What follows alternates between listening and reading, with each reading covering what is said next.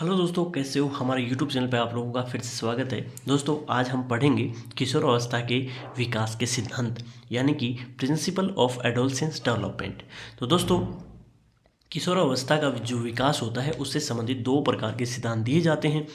पहला सिद्धांत ऐसा है कि जो किशोर अवस्था एज होती है उसमें विकास तीव्र गति से होता है, और एक कहता है कि नहीं, तेज नहीं होता, धीरे धीरे होता है, क्रम से होता है।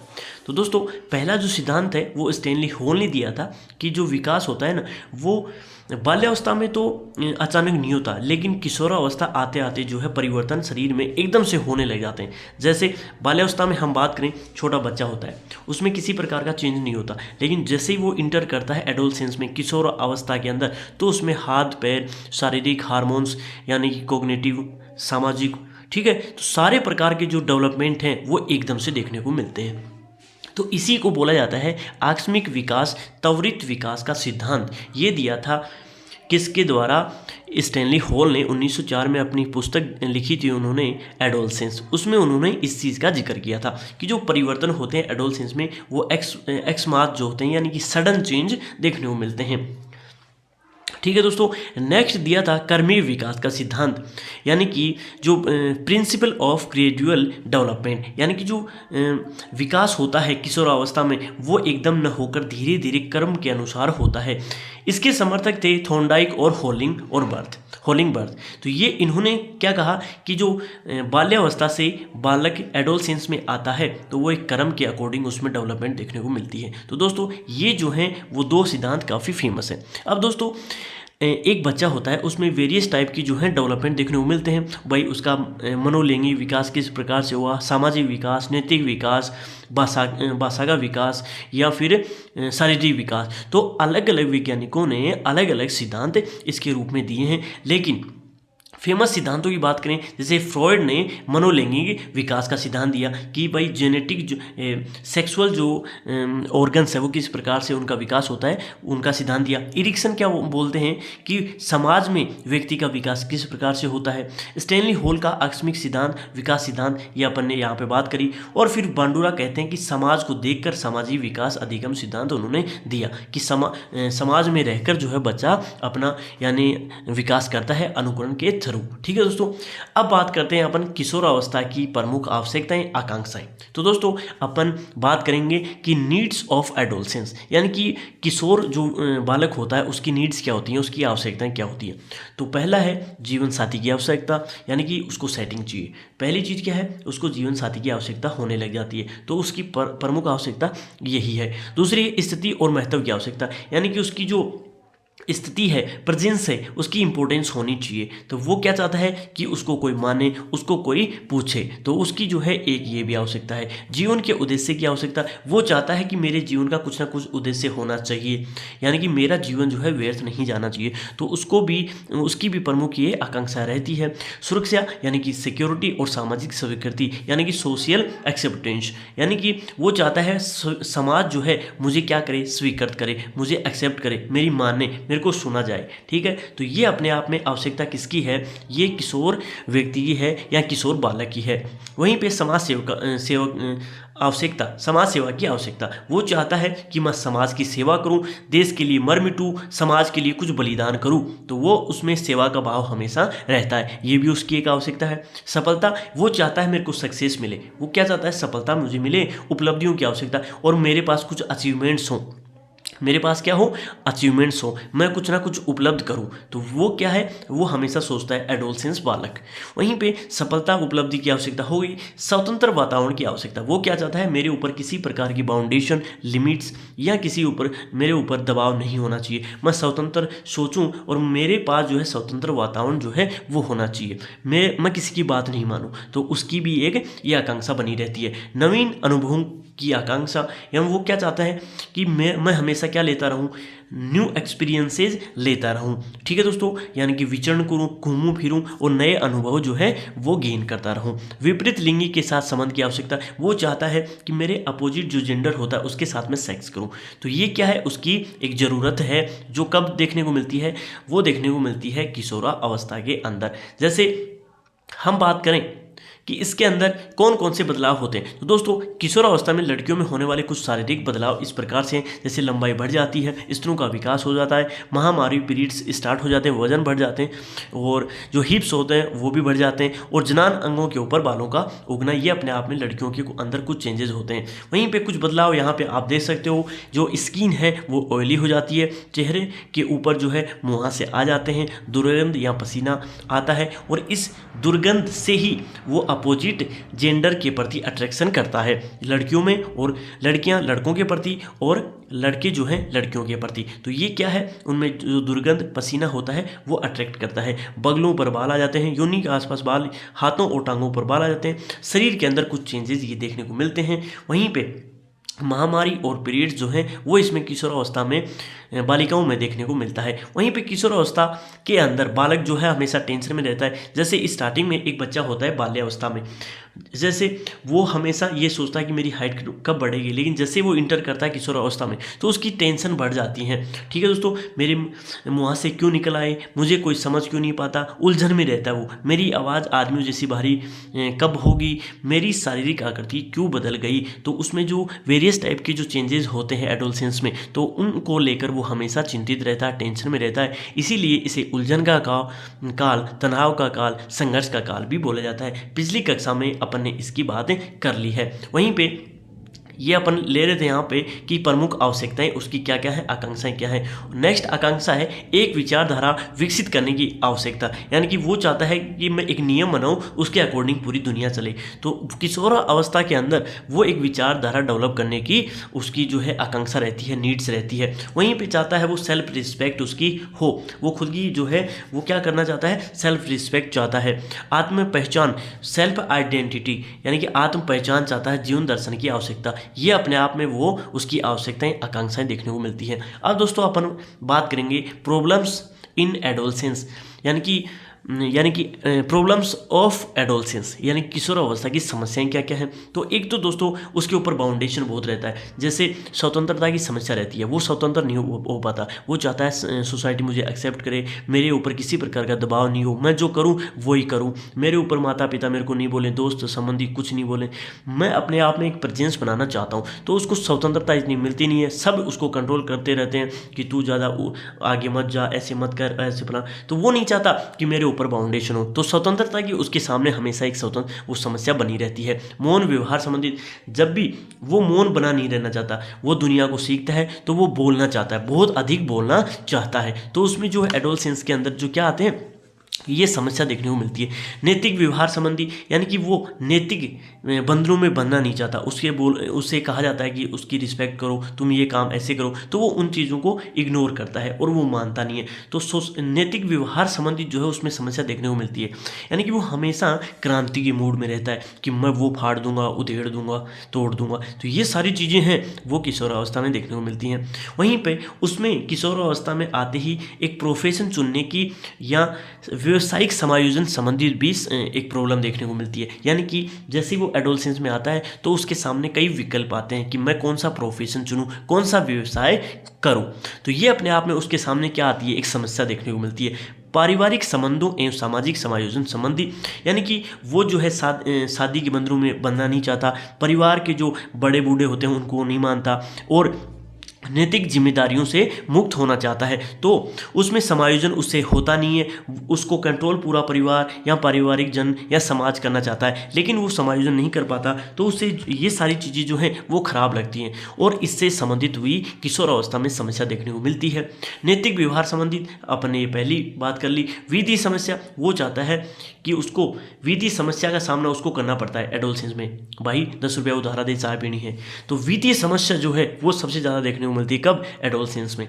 शारीरिक परिवर्तन हुआ है, समझ पाने की समस्या, वो चाहता है कि मेरी बात कोई समझता नहीं है, मैं अपने आप में विद्वान हूँ और उसको कोई समझता ही नहीं है, तो वो उसमें शारीरिक परिवर्तन होते हैं, फिजिकल चेंजेस देखने को मिलते हैं, और उसको समझ पाने की जो समस्या है वो हमेशा बनी रहती है। मादक वस्तुओं के सेवन की समस्या, सिगरेट, हुक्का बार, ये दोस्तों के संग घूमना, अय्यासी करना, ये सारी चीज़ें जो हैं वो एक समस्या बनी रहती है। तो भी तभी कहते हैं कि एडोलसेंस में बच्चे को समझा लिया, सुधार लिया तो वो पूरी उम्र जो है सही उसकी निकलती है। वहीं पे यदि वो एडोलसेंस में बिगड़ गया ना तो फिर वो बिगड़ ही जाता है। तो वहाँ पे वो सिगरेट, दारू और बियर वगैरह का थोड़ा सा सेवन करने लग जाता है दोस्तों के साथ रहकर। तो यहाँ पे संगत भी एक काफ़ी इंपॉर्टेंट फैक्टर देखने को मिलता है। विद्यालय समायोजन संबंधी वो नहीं चाहता कि मैं स्कूल जाके जो है वो शिक्षा ग्रहण करूँ, शिक्षकों से मार खाऊं, सारी स्कूल के सामने उसकी बेइज्जती हो। तो विद्यालय में भी वो समायोजन नहीं कर पाता। तभी आपने देखा होगा कि जो 12 से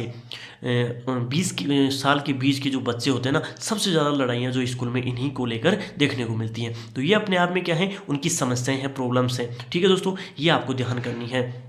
नेक्स्ट अपन बात करते हैं किशोर अवस्था में शारीरिक विकास, यानी कि physical development during the adolescence. किशोर अवस्था में जो शरीर के अंदर होने वाले परिवर्तन कौन कौन से हैं, शरीर के अंदर ओनली। ठीक है दोस्तों, तो मोस्टली अपन तंत्रिका तंत्र और अंतःस्रावी ग्रंथियों को लेकर इसमें अपन विकास पढ़ने वाले हैं। तो दोस्तों शारीरिक विकास को दोस्तों अपन 4 प्रकार से डिवाइड कर सकते हैं। पहला है लसिका, दूसरा है तंत्रिकीय, तीसरा है सामान्य और चौथा है जननिक।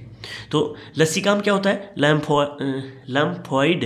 तो ये दोस्तों मोस्टली क्या होता है, जैसे हमारे शरीर में 2 प्रकार की सेल्स देखने को मिलती हैं, रेड ब्लड सेल्स और वाइट ब्लड सेल्स। तो इनमें होने वाले जो चेंजेज होते हैं वो लसिकाम में शामिल होते हैं। यानी कि शारीरिक अंग 11 वर्ष से 12 वर्ष तक जो है वो शीघ्र वृद्धि करते हैं और फिर दोस्तों इसका जो विकास होता है वो थोड़ा डाउन पड़ जाता है। 20 वर्ष की आयु तक बालक में प्रौढ़ ये जो है वो देखने को मिलता है। तो दोस्तों आपने शारीरिक विकास किस प्रकार से होता है उसके लिए 4 जो है फैक्टर काफ़ी इंपॉर्टेंट है। पहला हो गया लेसिकाम, यानी कि हमारी जो सेल्स होती हैं उनका डेवलपमेंट किस प्रकार से होता है। दूसरा नर्वस सिस्टम, यानी कि तंत्रिकाओं का विकास किस प्रकार से होता है। इस विकास में बालक का विकास 3 से 4 साल लगातार जो है वो तीव्र बना रहता है और परंतु बाद में मंद पड़ जाता है और 12 से 14 वर्ष यानी कि एडोलसेंस में जो है प्रौढ़ अवस्था तक चला जाता है। यानी कि जो नर्वस सिस्टम होता है, तंत्रिका तंत्र होता है, उसका विकास इस प्रकार से देखने को मिलता है। फिर जनरल जो डेवलपमेंट होता है वो किस प्रकार से होता है, तो इसमें बालक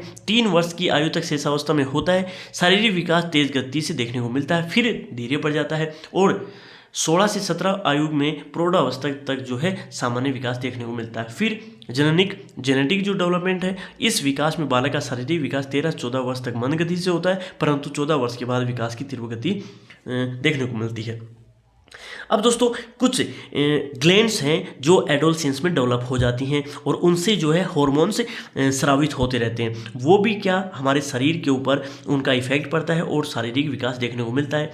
ठीक है दोस्तों, तो मोस्टली जो है 3-4 जो है ग्लैंड्स काफ़ी इंपॉर्टेंट है। पहला जो है थायराइड ग्रंथि, जिसको अपन क्या बोलते हैं, थायराइड ग्लैंड बोलते हैं। यह ग्रंथि जीवा की मूल और श्वास नालिका के सामने होती है। जैसे ये हो गई कौन सी, थायराइड ग्रंथि कौन सी होती है, तो ये मोस्टली दोस्तों यहाँ पे देखने को मिलती है। ठीक है दोस्तों, यहाँ पे।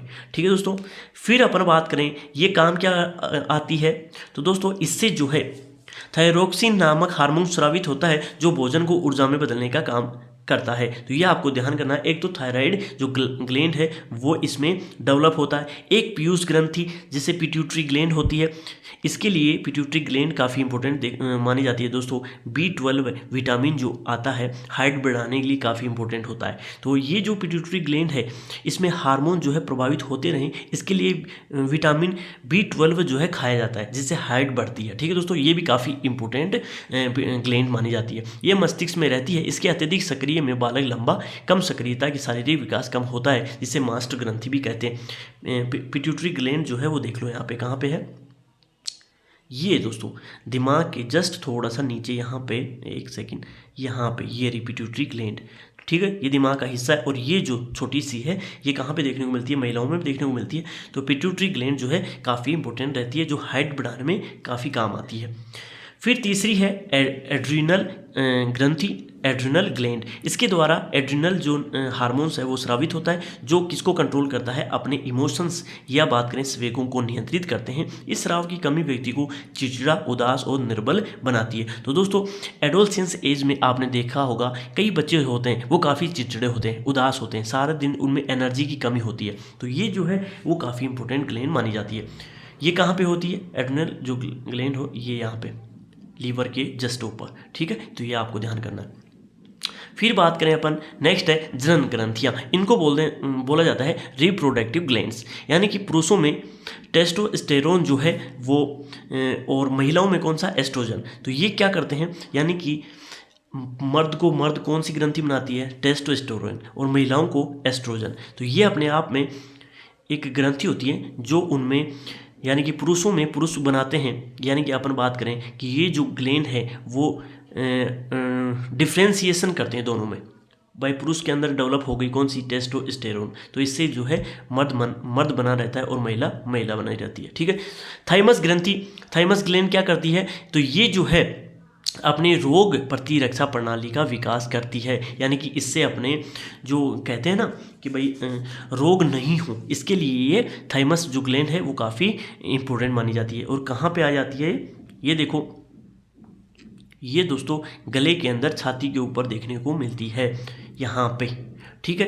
तो यहाँ पे इससे जो है इम्यूनिटी जो होती है अपनी रोगों से लड़ने की क्षमता, वो काफ़ी डेवलप हो जाती है थाइमस ग्रंथि से। फिर है पैराथाइरॉइड ग्रंथि। ये क्या काम आती है, तो ये रक्त तथा हड्डियों में कैल्शियम स्तर को नियंत्रित करती है। अब दोस्तों अपन को पता है कि हड्डियाँ किससे मजबूत होती हैं, तो वो होती हैं अपने कैल्शियम से। अब कैल्शियम की कमी हो जाएगी और या ज़्यादा हो जाएगी तो वो भी नुकसानदेह है। तो इसके लिए जो है वो क्या ज़रूरी है, ये हार्मोन्स का कंट्रोल होना बहुत ज़रूरी है। तो यहाँ पे ये पाई जाती है, यानी कि गले के थोड़े से नीचे। ठीक है दोस्तों। तो रक्त तथा हड्डियों में कैल्शियम के स्तर को नियंत्रित करती है। ज़्यादा होना भी किसी चीज़ का खराब है और कम होना भी खराब है। अब दोस्तों ये जो है एडोलसेंस में कुछ चेंजेस होते हैं, ये आप एक बार देख सकते हो। ठीक है दोस्तों, हमने बात करी कि मोस्ट ऑफ ग्लैंड्स जो है डेवलप हो जाती हैं।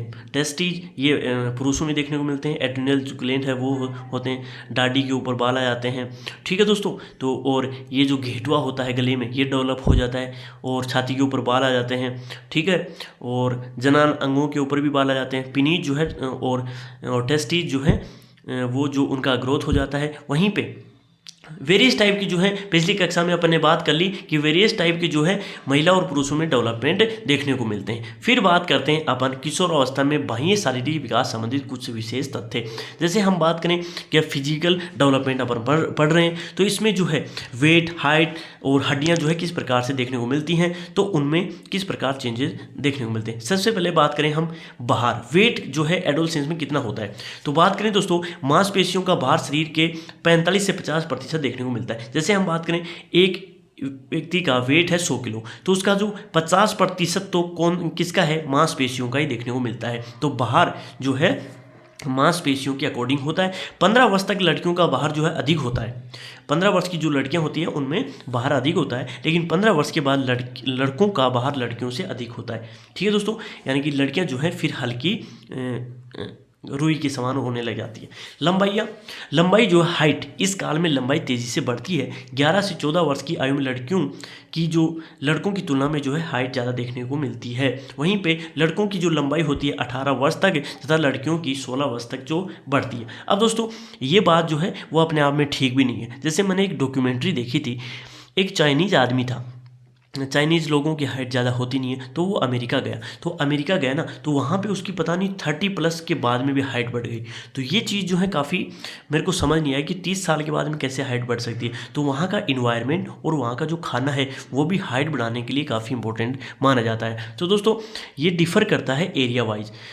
ये भी एक अपने आप में फैक्ट है कि लड़कों की जो हाइट होती है मोस्ट ऑफ वो 18 तक बढ़ जाती है और लड़कियों की जो है 16 वर्ष तक। लेकिन कई चीज़ें बाद में भी जो है वो काम करती हैं, उसके बाद में भी हाइट बढ़ सकती है, ये ज़रूरी नहीं है। जैसे मैंने कई लोगों को देखा है कि 25 के बाद में भी उनकी हाइट बढ़ती है। ठीक है। तो ये अपने आप में एक फैक्ट तो है, लेकिन ये आपको ध्यान भी रखना है। फिर बात करें बोन्स यानी कि हड्डियों का डेवलपमेंट किस प्रकार से होता है, तो 18 वर्ष की अवस्था तक जो है ओसिफिकेशन यानी कि अस्थिरीकरण देखा जाता है, यानी कि हड्डियां जो हैं वो फिक्स नहीं होती। उसके बाद में क्रिया पूर्ण होने के कारण किशोर अवस्था में हड्डियों की संख्या जो है 206 जो है डेवलप हो जाती है। हड्डियों का विकास पैराथाइरॉइड जो है ग्रंथि अपन ने इससे पहले पढ़ ली, उनके कारण जो है वो देखने को मिलता है। फिर अपन बात करें दांतों की, तो दांतों की दोस्तों इस काल में 28 स्थायी दांत यानी कि परमानेंट टीथ जो है डेवलप हो जाते हैं किशोरावस्था तक। दांत जो है 4 जो दांत हैं, जैसे 32 दांत होते हैं, तो 4 जो है प्रज्ञादंत, जिनको अक्लदाढ़ भी बोला जाता है, विजडम टीथ इनको बोला जाता है, वो अवस्था के अंत में निचले निकलने लग जाते हैं। यानी कि एडोलसेंस में जो है वो 4 दांत भी बढ़ने लग जाते हैं। कहते हैं ना कि भाई तेरी अक्लदाढ़ आ गई, अब तो ऐसे काम मत कर। तो वो जो है 4 दांत, इनको बोला जाता है प्रज्ञादंत, यानी कि ज्ञान का दांत। ठीक है दोस्तों, इस प्रकार कुल दांतों की संख्या 32 हो जाती है। लड़कियों में प्रज्ञादंत पहले आ जाते हैं। अब ये कितनी बात सही है, लड़कियों में पहले आ जाते हैं, स्कूटी वाली लड़कियों में तो नहीं आता है, तो अब उनमें तो अक्ल नाम की कोई चीज़ होती नहीं है। अब लड़कियों में प्रज्ञादंत पहले आ जाते हैं, ये थोड़ा सा रिसर्च का विषय है। सिर व मस्तिष्क, हेड एंड ब्रेन, इस अवस्था में सिर व मस्तिष्क प्रौढ़ों के समान लगभग पूर्ण विकसित हो जाते हैं तथा मस्तिष्क का भार जो है वो 1200 से 1400 ग्राम तक हो जाता है। ये एक सामान्य इंसान की बात हो रही है, ध्यान कर लेना।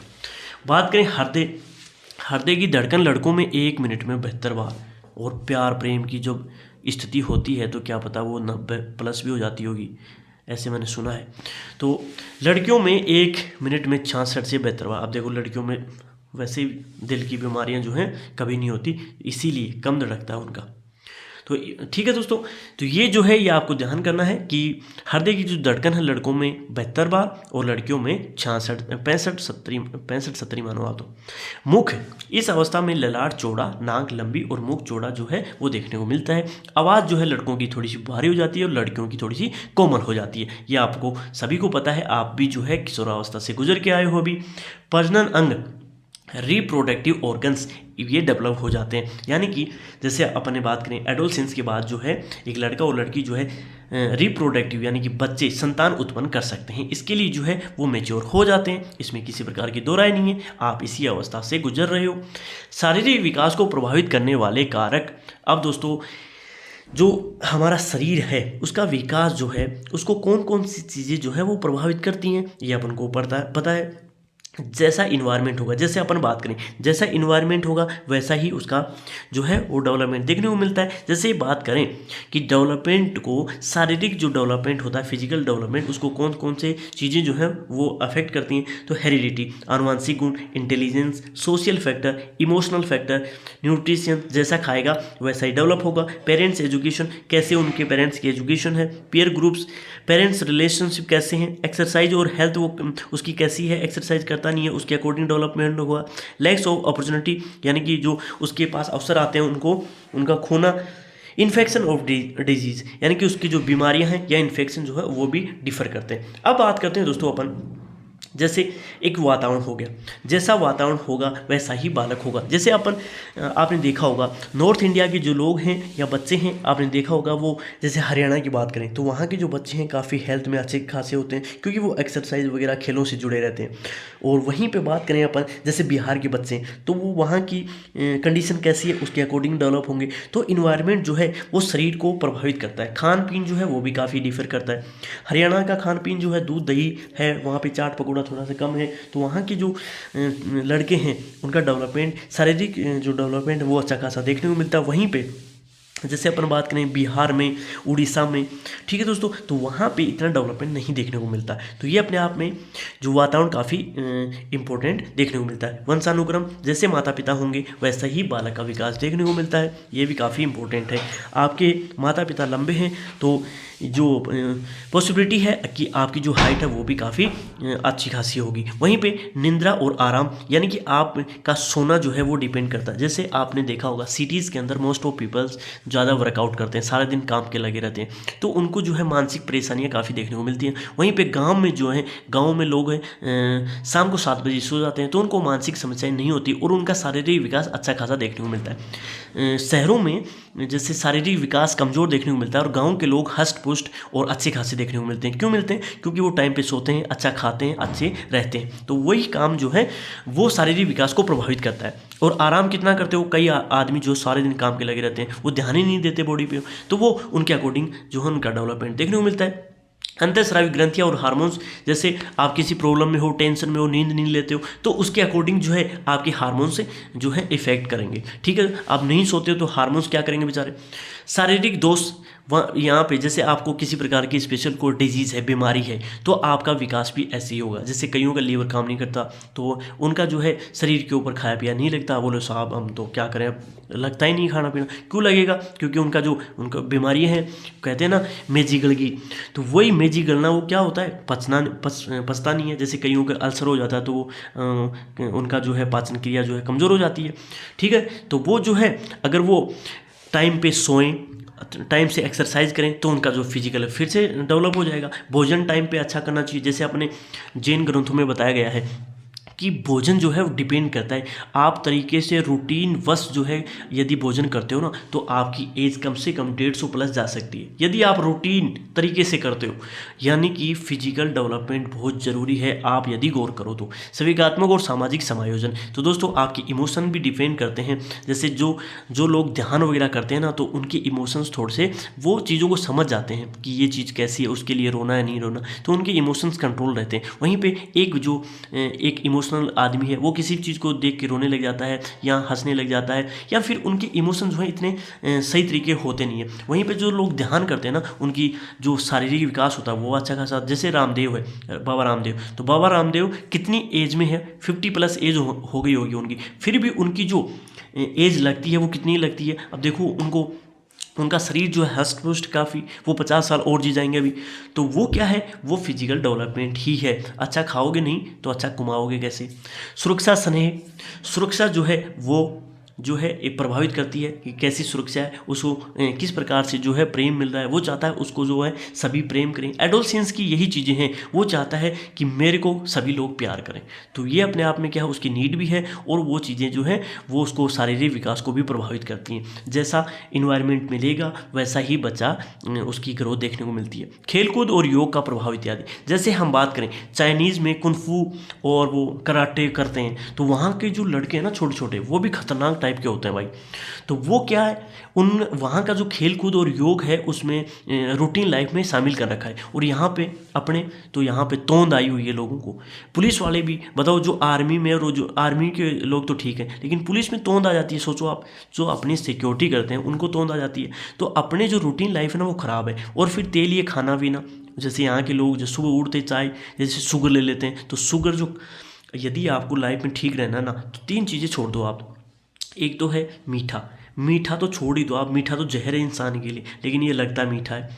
फिर एक है तीखा, तीखा में मिर्ची, मिर्ची छोड़ दो आप, एक नंबर लाइफ हो जाएगी आपकी। तीखा ठीक। एक ऑयली, तली हुई चीज़ें, तली हुई चीज़ें कहते हैं जहर है इंसान के लिए, तली हुई चीज़ें। तो 3 चीज़, मीठा, मिर्च और तली हुई चीज़ें, ये छोड़ दो, बाकी देसी खाओ। अब हरियाणा के लोगों को देखो, वहाँ के जो लोग हैं ना वो इन तीनों चीज़ों से दूर है, और तभी उनकी जो हेल्थ है ना वो काफ़ी अच्छी देखने को मिलती है। क्यों मिलती है? कि वो खाने के ऊपर अच्छा फोकस करते हैं। वहीं पे अपने यहाँ पे देखो, जैसे नॉर्थ इंडिया के अंदर मेरे को सबसे आलीशान स्टेट लगता है हरियाणा। वहाँ के जो लोग हैं वो सेहत के ऊपर काफ़ी फोकस करते हैं, और वो सारे दिन एक्सरसाइज वगैरह भी करते रहते हैं। तो ये काफ़ी जो है वो काफ़ी इंपॉर्टेंट है अपने हेल्थ के लिए। तो एडोलसेंस के अंदर भी ये चीज़ें डिपेंड करती हैं कि उनको जो है किस प्रकार की जो है वो फैसिलिटी मिल रही है, खेल कूद करते हैं कि नहीं करते, योग करते हैं कि नहीं, उनके इमोशन किस प्रकार से हैं, भोजन कैसा मिल रहा है, उनको स्नेह मिल रहा है, प्यार मिल रहा है कि नहीं मिल रहा है। अब जैसे कई लड़के हैं उनको केयर ही नहीं होती उनकी, तो वो जो है ऐसे ही डेवलप हो जाते हैं, झुग्गी झोपड़ियों में रहते हैं, उनका डेवलपमेंट ऐसा ही होता है। वहीं पर वातावरण उनका ख़राब होता है। जैसे शहरों में सारे दिन पोल्यूशन रहता है, तो शहरों में, अब दिल्ली में कल परसों मैं रिपोर्ट पढ़ रहा था, तो वहाँ पर एज घट गई लोगों की। पहले यदि 70 साल थी ना, तो अब वो 65 हो गई, क्योंकि वहाँ पर जो पोल्यूशन है ना वो बहुत ज़्यादा है। वर्ल्ड में सबसे ज़्यादा pollution Delhi area, NCR area में देखने को मिलता है। तो वो क्या है, इन्वायरमेंट कैसा है वो डिपेंड करता है। वहीं पे आप साउथ में जाओ, केरला में, वहाँ पे पोल्यूशन बिल्कुल ही नहीं है। क्यों नहीं है? क्योंकि वहाँ पे पेड़ पौधे ज़्यादा है, इन्वायरमेंट अच्छा है, तो वहाँ पे जो है शारीरिक विकास अच्छा होगा। तो ये चीज़ें जो हैं वो डिपेंड करती हैं, किसको, शारीरिक विकास को अफेक्ट करती हैं। फिर बात करें अपन कि शिक्षक के लिए शारीरिक विकास का क्या महत्व है, कि शिक्षक को क्या गौर करना चाहिए कि बालक का जो है हर प्रकार से विकास करना चाहिए। जैसे हम बात करें खेल और हस्त कौशल की शिक्षा दी जानी चाहिए, तो एक टीचर की जिम्मेदारी है कि वो बच्चे को मोटिवेट करे, यानी कि होलिस्टिक डेवलपमेंट, ठीक है। हाथ का काम उसको उसके ऊपर फोकस करना चाहिए, कि उसको राय देनी चाहिए कि तू हाथ का काम ज़्यादा से ज़्यादा सीख, ठीक है। बालकों के सर्वांगीण विकास में सहायता। अब सर्वांगीण विकास क्या होता है? समग्र विकास, इसको बोलते हैं होलिस्टिक डेवलपमेंट यहाँ पे देखते हैं। देखो होलिस्टिक डेवलपमेंट क्या होता है कि बच्चे को रट्टा मार मत बनाओ, एक फील्ड में मत उतारो उसको कि तू ये नहीं करेगा तो फिर कुछ नहीं करेगा। उसको हर प्रकार से जो है वो सपोर्ट मिलना चाहिए। फाइन मोटर्स यानी कि उसको करके सीखने के ऊपर बल देना चाहिए। हाथ की जो चीज़ें वो कर पाएगा, कौशलों के ऊपर डिपेंड उसको करना चाहिए। सेंसरी, ठीक है दोस्तों, तो ये चीज़ें जो सेल्फ हेल्प उसको देनी चाहिए। लैंग्वेज के ऊपर जो है बैरियर नहीं होना चाहिए, मोस्ट ऑफ जो है लैंग्वेज आनी चाहिए। कहते हैं ना ज़्यादा लैंग्वेज आती हैं तो दिमाग का विकास अच्छा खासा होता है।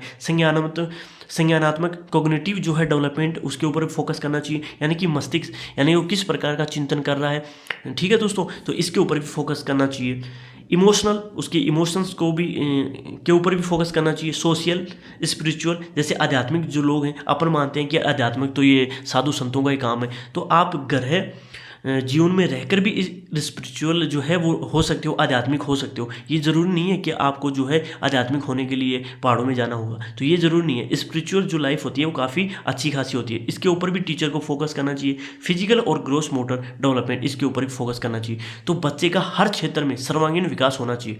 गांधी जी यही कहते थे कि बच्चे का जो विकास होता है वो कैसा होना चाहिए, सर्वांगीण विकास, हर क्षेत्र में जो है डेवलपमेंट होना चाहिए। इसी को बोलते हैं होलिस्टिक डेवलपमेंट, सर्वांगीण विकास। एक और यहाँ पे है, यानी कि बच्चा जो है लैंग्वेज के ऊपर टीचर को फोकस करनी चाहिए कि बच्चे को ज़्यादा से ज़्यादा लैंग्वेज आनी चाहिए, ठीक है दोस्तों।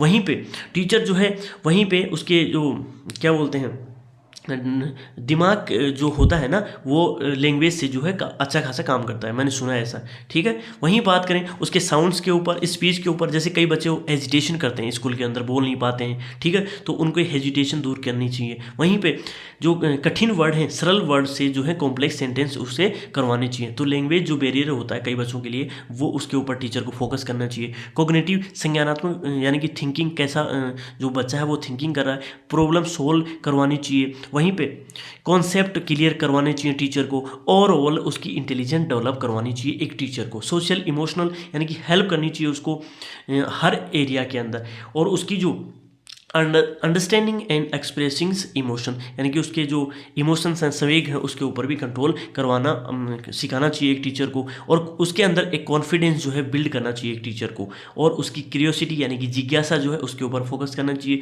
सोशल रिलेशनशिप, यानी कि समाज से एक बच्चा किस प्रकार से जुड़ सकता है, ये टीचर की जिम्मेदारी है। वहीं पे फिजिकल, यानी कि उसको जो है फाइन मोटर स्किल्स के ऊपर फोकस करने के लिए प्रेरित करना चाहिए। Gross motor skill, hand eyes coordination, यानी कि आयु का जो यानी कि आंखों का जो समन्वय है वो बढ़ाना चाहिए, बैलेंसिंग करना चाहिए।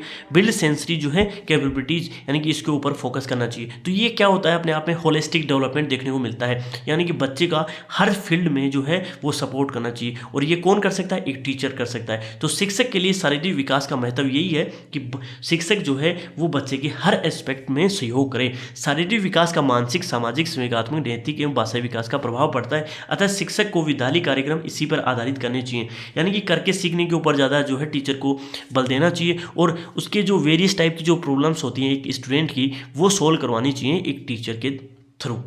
अब दोस्तों अपन बात करें, ये दोस्तों यहाँ पे जो है वो कंप्लीट होता है। अब दोस्तों सामाजिक विकास से संबंधित, यानी कि कौन सा विकास पढ़ रहे हैं अपन, तो ये पढ़ रहे हैं अपन शारीरिक विकास। अब शारीरिक विकास से संबंधित दोस्तों सिगमंड फ्रॉइड ने एक सिद्धांत दिया है जिसको बोलते हैं मनोलैंगिक विकास सिद्धांत, Freud theory of psychosexual development, यानी कि बच्चे का जो मनोलैंगिक विकास है वो किस प्रकार से होता है इसके बारे में फ्रॉइड ने एक सिद्धांत दिया। ये भी काफ़ी इंपॉर्टेंट है। तो दोस्तों उन्होंने कुछ स्टेज बताई, तो कितनी स्टेज बताई, तो ये 5 स्टेज जो है काफ़ी इंपॉर्टेंट है, ये आपको ध्यान करनी है। तो फ्रॉइड की अवधारणा जो है किसी व्यक्ति के व्यक्तित्व विकास पर उसकी काम शक्ति का बहुत प्रभाव पड़ता है। फ्रॉइड ने इस काम शक्ति को लिबिडो कहा। तो ये लिबिडो जो है काफ़ी एग्जामों में पूछा गया है।